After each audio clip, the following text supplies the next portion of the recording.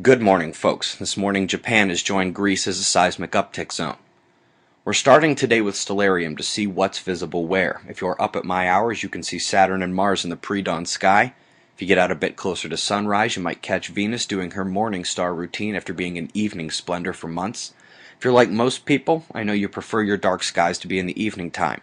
You don't even need to wait for all the color to leave the sky to catch a glimpse of Orion's house party. Zeus showed up. Moon brought a keg. I was taking a gander last night before going to bed. Anyone remember back when it was discovered that those who only watched The Daily Show and Colbert Report were better informed about worldwide facts than those who only watched the, quote, real news? I remember it fondly, and it appears the sentiments continue. Not only are people labeled as conspiranuts beginning to outnumber those who buy into government propaganda, but the conspiracy folk appear to be calmer, more fact-driven, more often citing their statistics and less likely to get angry. I'm actually not sure about that last part, but it appears the tide is turning, a shifting face of discourse.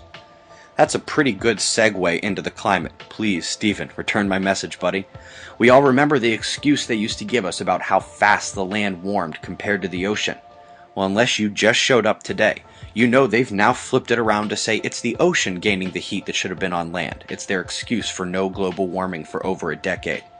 Well, the ESA has gone back to that propaganda today, so if you see those stories about the ocean heat and climate, remember what NASA, Johns Hopkins, and their Israeli collaborators said about ocean heat actually causing cooling. This was a key topic on Saturday's audio discussion as well. So even if my arguments go away, and even if they were wrong before about the ocean heat, their new story is still going to result in cooling. South America, we have moisture entering at the northeast and the east. It lingers on that side of the Andes, builds, then drops. The entire northern portion of the continent may see rain today, often heavy. Coming north, we see one convergence line in the southern states, barely visible. And again, we have the reinforcing pressure shooting moisture at the coastline where high and low pressure meet. The west is in for another day like yesterday, but the southeast U.S. may want to consider some time inside. Ice could shut down some cities today. Lot of warnings flying in Europe, but in a broad sense, much like the west coast of the Americas with massive moisture rather than confined storms.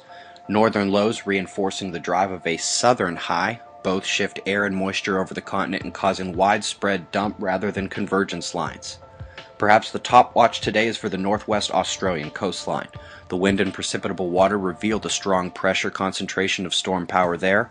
All night and into tomorrow, guys. Heads up. And to note, it is predicted that all tropical development on our planet will remain in this area for some time.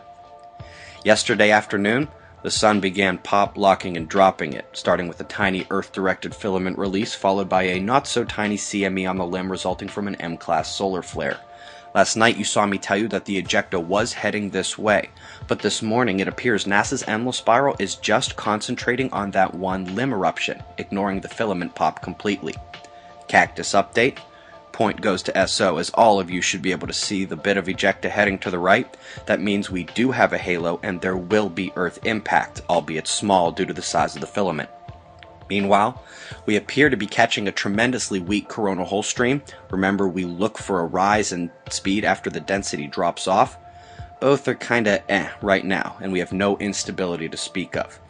Low instability on the Sun as well. Other than the M1, we've not really had any flaring.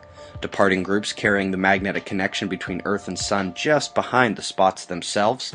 Incoming groups are the focus now. I see multiple places where blue and red umbras are potentially interactive in a close penumbral environment. We do need another day to diagnose the limb. Orange umbral fields here atop the incoming spots. Behind those comes another northern coronal hole looking dark in front of that releasing filament, which is not going to be of any concern. Lastly, let's come to the website briefly and look to the videos button. The first link is to the climate series. 3 episodes down so far, and if you haven't seen them, might be a good moment. Climate number 4 is less than a week away. Eyes open. No fear at 6:30 a.m. Eastern Time, and that's the news. Be safe, everyone.